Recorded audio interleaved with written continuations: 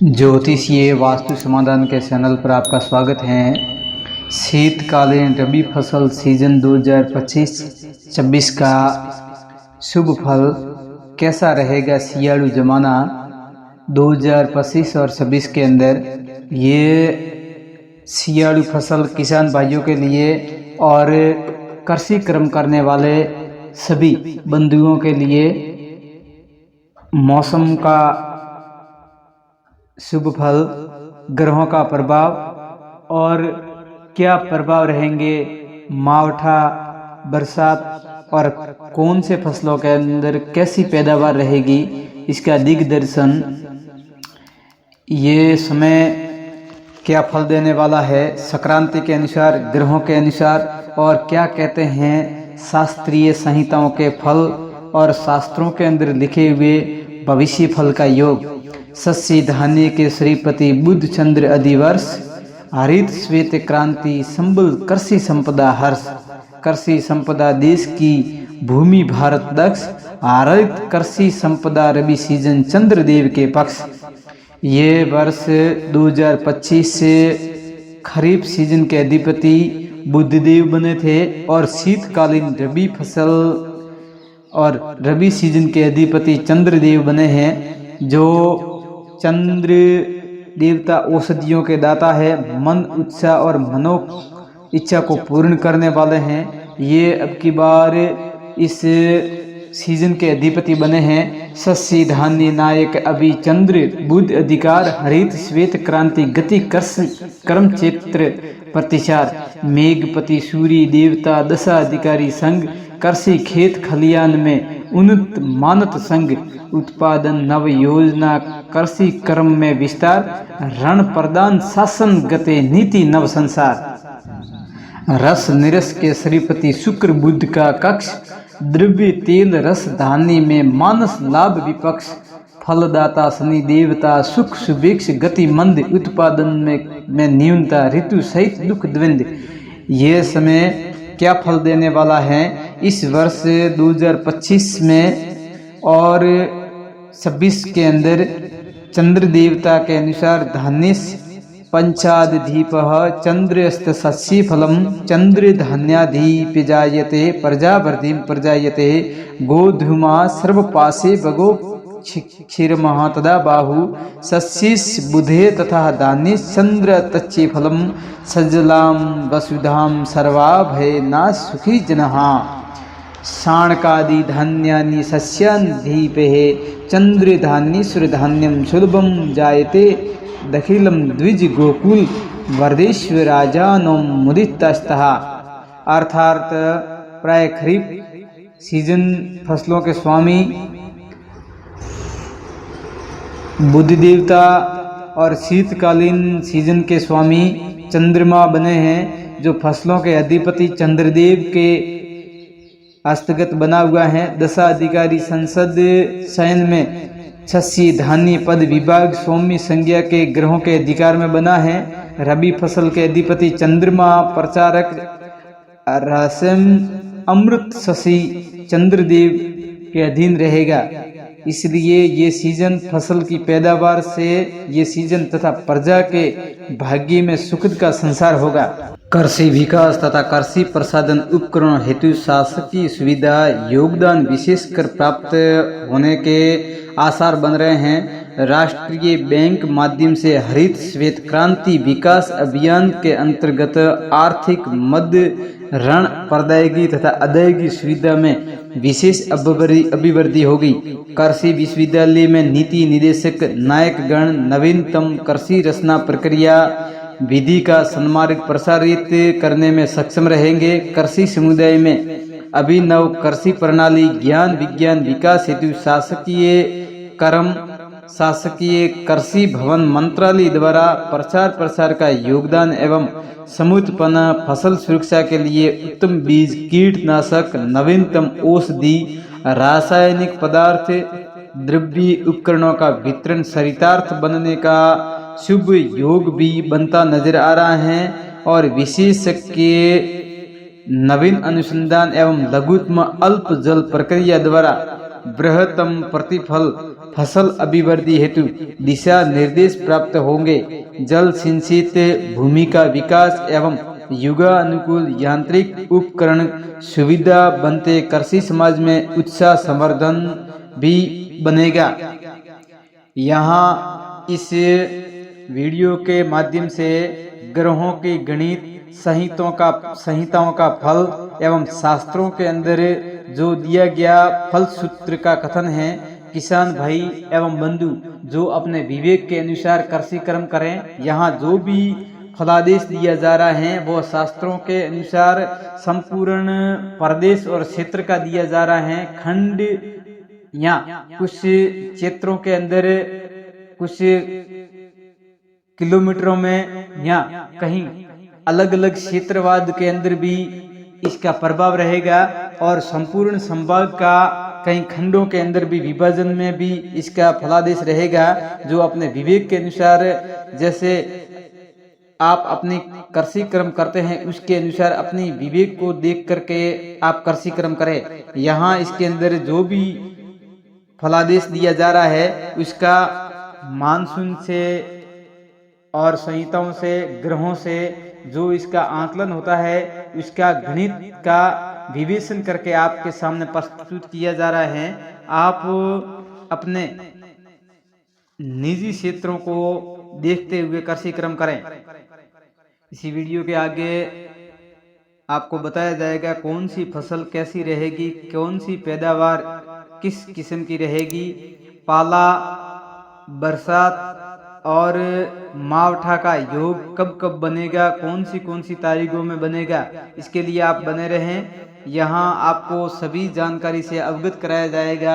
इस वर्ष के अधिपति शनि रवि के पदासीन अनुसार संहिता शास्त्रीय का प्रतिफल। आप ज्योतिष विज्ञान के चैनल पर नए हैं तो चैनल को सब्सक्राइब करें और अपने मित्रों के साथ शेयर करें और अपने कृषि बंधुओं के साथ में शेयर करें जो आपको कुंडली विज्ञान, मौसम की जानकारी और आने वाले शुभ लक्षणों का योगदान कैसा रहेगा और क्या प्रभाव रहेगा और उनके साथ में सियालू फसलों की बुआई के बाद में उनके निकलने वाले धान्यों का क्या भाव रहेगा, इनकी सबकी जानकारी आपको प्राप्त होगी। इस वर्ष अनुसार ऋतु जनित प्रकोप की रचना कृषि उत्पादन में विशिष्ट कष्टप्रद श्रम गति अनुपातिक लाभांश में न्यूनता रहेगी।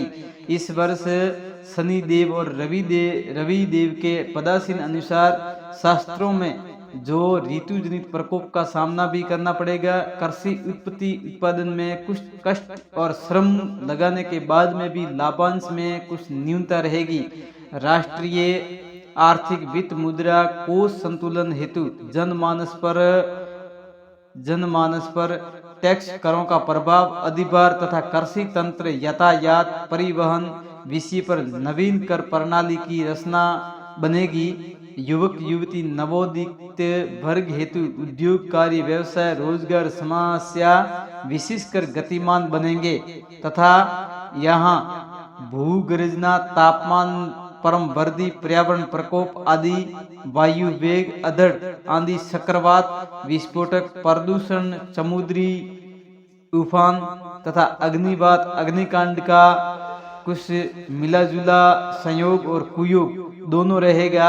मार्ग रोध तस्करी अपहरण चोरी क्रम लूटपाट आतंक अनुपातिक वृद्धि तथा राजनेताओं नायक वशिष्ठ पदासीन वर्ग को विविध विषयक चिंता प्रतिभार का समस्या बनी रहेगी और उसके साथ साथ जो सियालू फसल है उसके अंदर भी ग्रहों का प्रभाव इनके ऊपर कष्टप्रद रहेगा। वर्ष के प्रधानमंत्री का पदभार सूर्य देव के हस्तगत बना है एवं संहिता प्रतिफल के अनुसार वर्ष के राजा मंत्री के पद की आपसी शत्रुता के परिचय के संहिता सूत्र के अनुसार रवि मातवे भूवि रोग पीड़ा रसेशु धान्यशु महर्दता स्वास्थ्य में पीड़ा अभिवृद्धि रस वर्गीय पदार्थ उन्नत भाव कृषि उत्पादन में कमी रहेगी। स्वार्थ मनोवृत्ति का सलन कलन बनेगा। सशक्त विरोध की न्यूनता का प्रतिफल चरितार्थ बनता रहेगा। यहाँ रस वर्गीय पदार्थ उन्नत रहेंगे और बाकी जो यहाँ रबी फसल के अनुसार बोए जाने वाले सभी धान्यों के अंदर कुछ यहाँ न्यूनता नजर आ रही है, जो ये ग्रहों का वेग रहेगा और वेग के कारण, परिताप के कारण कुछ समस्या का सामना बना रहेगा। यहाँ मेघ पर्जन्य नायक पदभार विश्व प्रबोधक सूर्य देव को प्राप्त हुआ है। मानसून रसना विशेषकर बनी, परंतु जल वृष्टि तथा रसना जलधारा वेग प्रपात सुवेग में न्यूनता रहेगी और राष्ट्रीय जल समस्या समाधान में गतिरोध जल प्रदायगी वितरण प्रणाली हेतु प्रांतीय स्तर पर वैचारिक विवादित योजनाएं भी बनेगी। रशेष निर्शेष पद कार्यभार कर्मश दैत्य गुरु शुक्राचार्य को सोमनायक बुद्ध देव को प्राप्त हुआ है।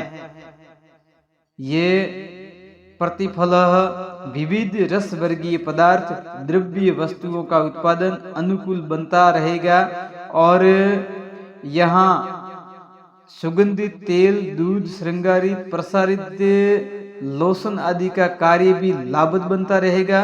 चंदन गुलाब केवड़ा समेली मोगरा आदि के पुष्प विशेष करके इस सीजन के अंदर ज्यादा उत्पन्न होंगे। कंद पदार्थ अदरक आलू अरबी प्याज लहसुन मूली गाजर शकरकंद चूर्ण रतालू जमी कंद आदि का उत्पादन भरपूर रहेगा और इनका व्यवसाय भी अब की बार किसानों को बहुत अच्छा लाभ प्राप्त करवाने वाला है।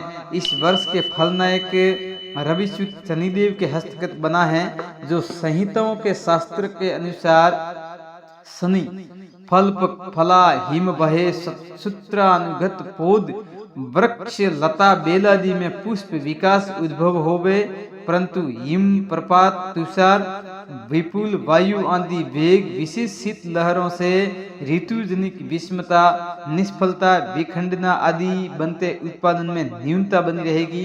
शीत लहर के कारण वायु वेग आंधड़ आंधी के कारण तथा हिम प्रपात के कारण विविध प्रकार की जो उत्पादन होने वाले धान्य हैं उनके अंदर ये हानि करने वाला बन रहा है।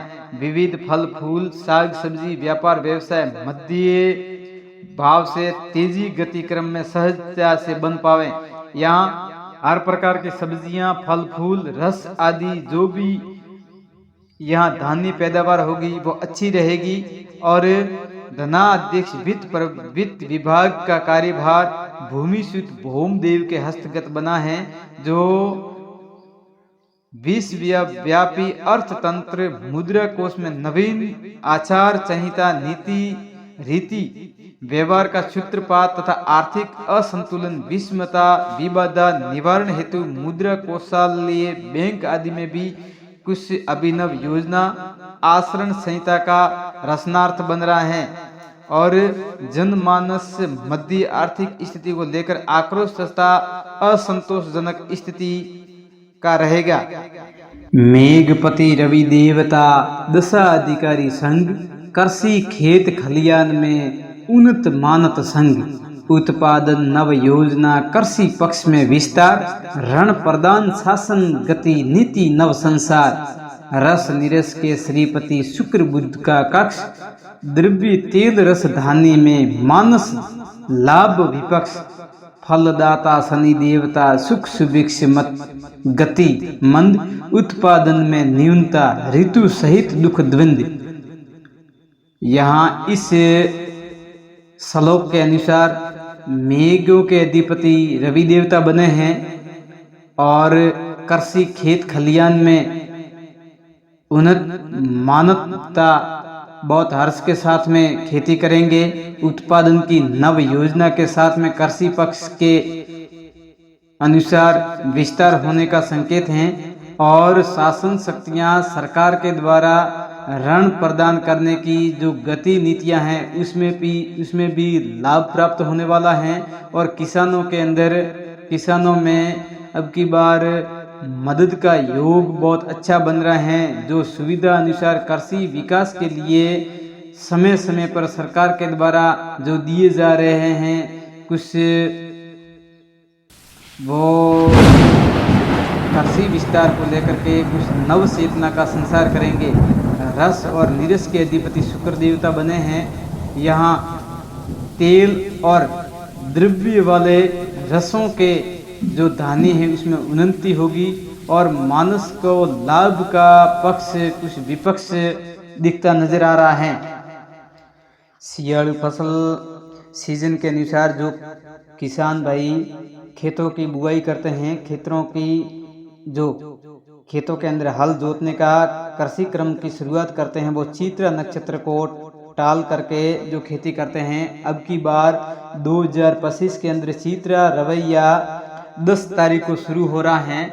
10 अक्टूबर को शुक्रवार कार्तिका नक्षत्र 10 अक्टूबर से शुरुआत होकर के ये 24 तारीख तक रहेगा। 23 तारीख की रात्रि और सुबह 24 तारीख का उदय काल के बाद में ये चित्रा नक्षत्र का योग रहेगा। इसके बाद चित्रा नक्षत्र के बाद में जो खेतों के अंदर बुआई और कृषि क्रम का संयोग कर रहे हैं उनके लिए ये शुभ फल लाभ पंचमी के बाद में जो 26 तारीख के बाद में जो कृषि क्रम का संयोग बस जो कार्य करोगे आपके लिए शुभ फल प्रदान करने वाला है एवं अच्छी पैदावार के लिए भी ये समय आपके लिए शुभ रहेगा।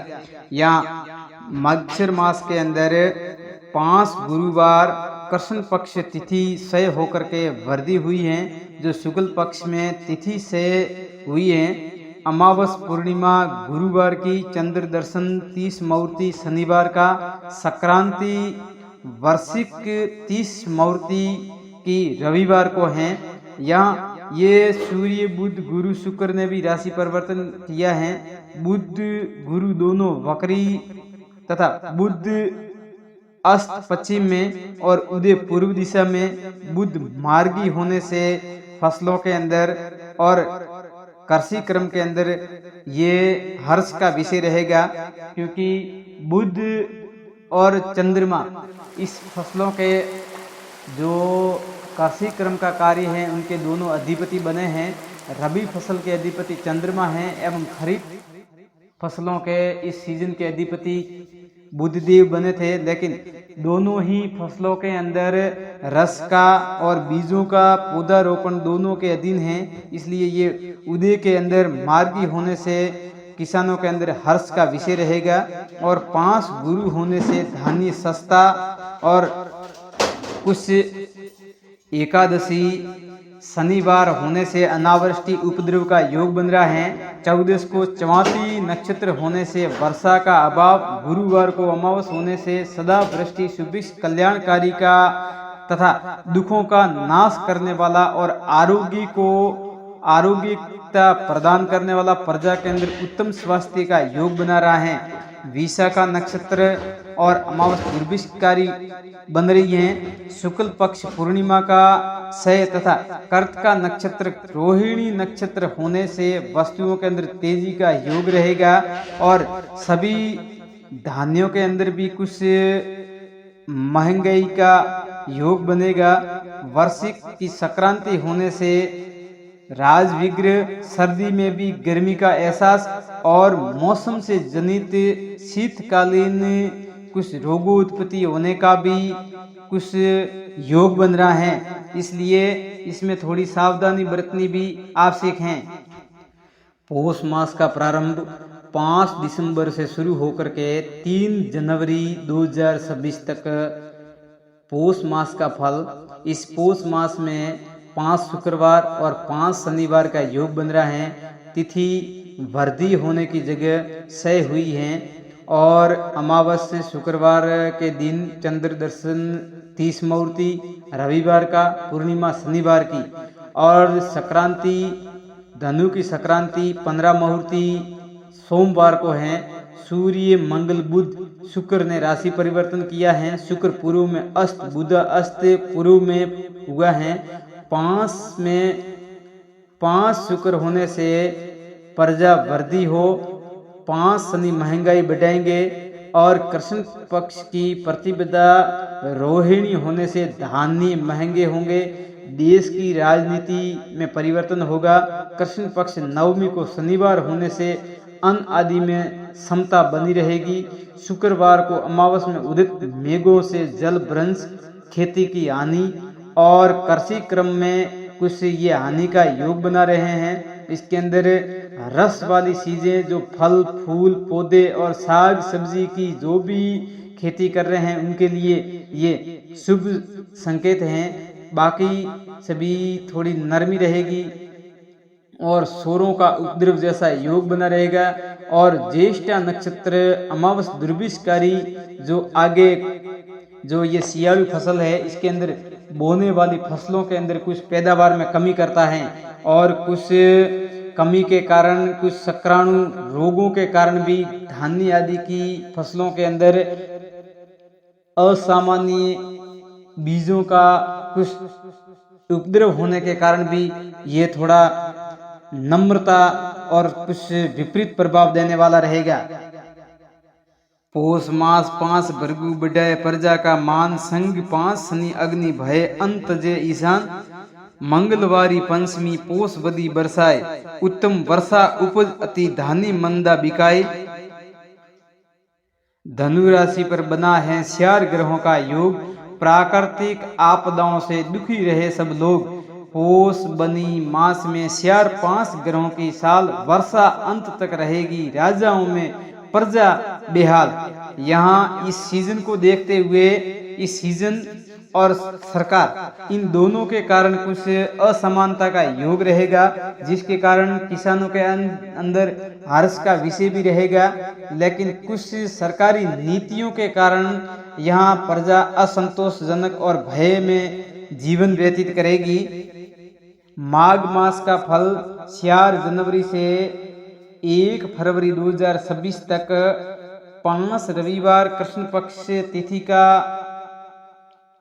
वृद्धि हुई है और शुक्ल पक्ष में तिथि क्षय हुई है और अमावस पूर्णिमा दोनों रविवार की आ रही हैं और चंद्र दर्शन 30 मुहूर्ती मंगलवार का है।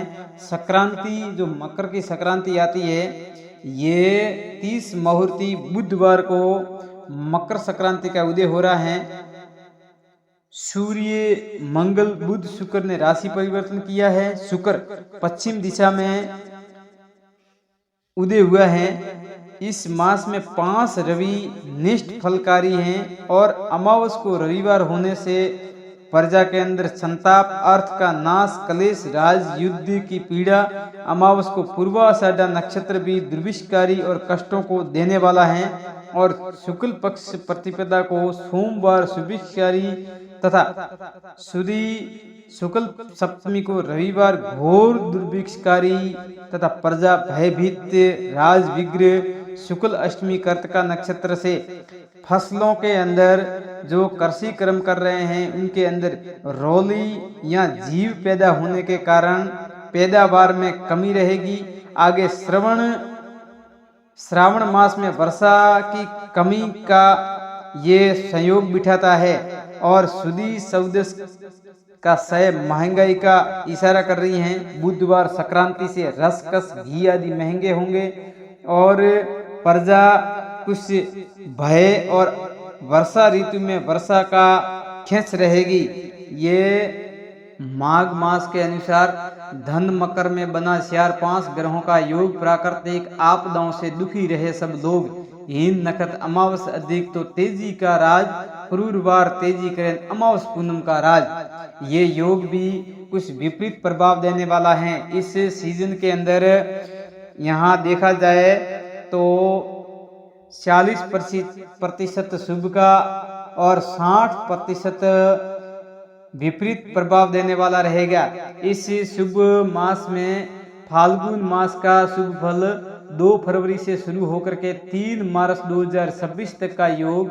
इस मास में 5 सोमवार और 5 ही मंगलवार आ रहे हैं। कृष्ण पक्ष की तिथि में वृद्धि, शुक्ल पक्ष की तिथि में हानि हुई है। अमावस पूर्णिमा दोनों मंगलवार के दिन हो रही है।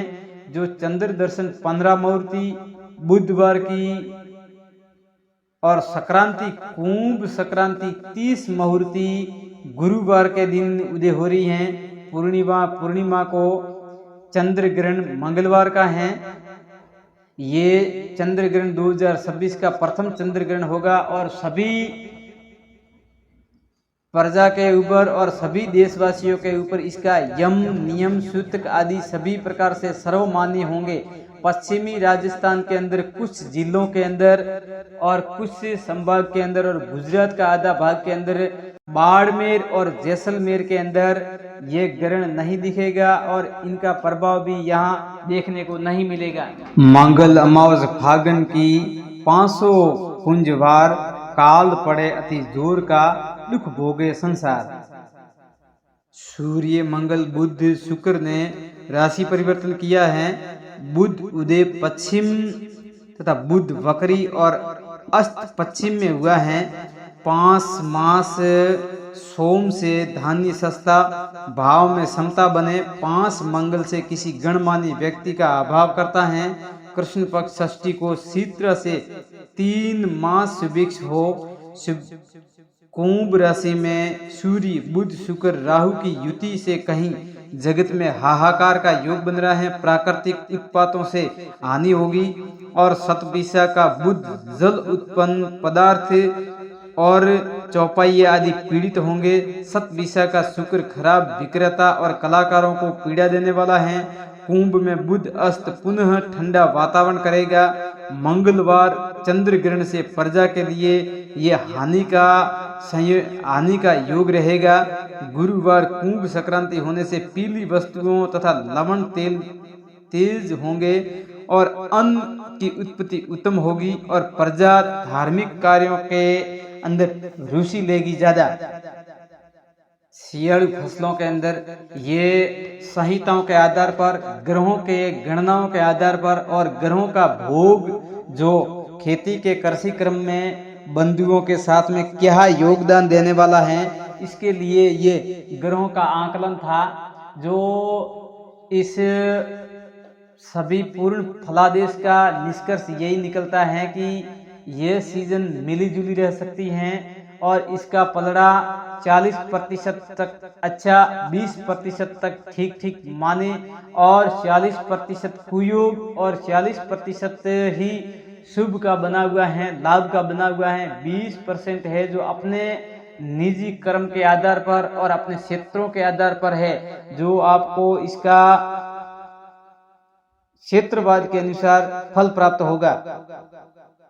शीतकालीन खेती, शीतकालीन सीजन, ये रबी की फसल की सीजन भारत के उत्तर भाग के अंदर और राजस्थान में इसका अधिकतर बहुत तेजी के अंदर, हरियाणा, मध्य प्रदेश एवं सभी राज्यों के अंदर इसकी बुआई की जाती है, जो अक्टूबर मास से शुरू होकर के अक्टूबर नवंबर मास में बोई जाती है और कम तापमान के अंदर और शीत लहरों के कारण शीत तापमान के साथ में और सामान्य तापमान में इसकी बुआई की जाती है, जो ठंडी फसल के रूप में माननी है। इसकी कटाई फरवरी में और मार्च के अंदर होती है। रबी की प्रमुख जो फसलें हैं, जीरा, इसबगोल, गेहूं, जौ, चना, मटर, मसूर, अलसी, राई, सरसों आदि ये अक्टूबर में बोया जाता है। गेहूं, जौ, चना ये सभी रबी फसल के अंदर आते हैं और इनकी बुआई इसी महीने में की जाती है और मार्च और फरवरी, मार्च तक लगभग कट के तैयार हो जाती है। तो ऐसी फसलों के अंदर अब की बार तापमान का और रसों के अधिपति और मेघों के अधिपति द्वारा प्रकोप होने के कारण कुछ फसलें प्रभावित रहेगी।